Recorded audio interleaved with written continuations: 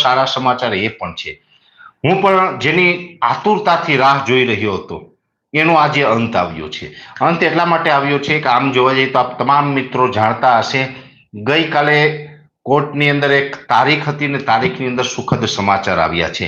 તમામ મિત્રો જાણો છો કે બોટાદની અંદર જે કડદાકાંડ ચાલતો હતો એ કડદા બાબતે અનેક ખેડૂતો અને ખેડૂત આગેવાનો લડ્યા. અનેક ખેડૂત આગેવાનો હતા, ખેડૂતો હતા, પણ એમાં જે 85 આસપાસના જે લોકો ઉપર પોલીસ ફરિયાદ થઈ હતી અને જેલમાં પૂરવામાં આવ્યા હતા. ધીમે ધીમે અમુક લોકો પછી એમાંથી છૂટતા ગયા, પણ મહત્વના બે ચહેરા હતા આંદોલનના, જે મેન પાયા હતા એ આપણે જેલની અંદર હતા.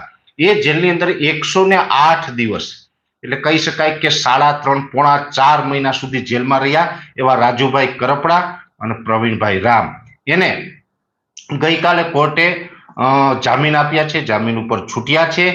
રાજુભાઈ કરપડા તો ગઈ રાત્રે મોડી રાત્રે જ ત્યાંથી બહાર આવી ગયા હતા. પ્રવીણભાઈ રામ છે આજે બપોરે 2 વાગે બહાર આવ્યા અને ત્યારથી પછી રાજકોટ જેલમાં હતા, ત્યાંથી પછી એ જુનાગઢ આવ્યા અને હમણાં થોડી વાર પહેલા જ એટલે કહી શકાય કે આજે 1 ફેબ્રુઆરી 2026ના રોજ છેલ્લા 7:30 વાગ્યા સુધી અમે બંને સાથે હતા. એટલે હમણાં કહી શકાય કે અમે 20-25 મિનિટ પહેલા અલગ પડ્યા છે. અહીંયા જુનાગઢની અંદર દેવા બાપા બોદરનું જે સ્ટેચ્યુ છે એને અમે ફૂલહાર કર્યા, એમના આશીર્વાદ લીધા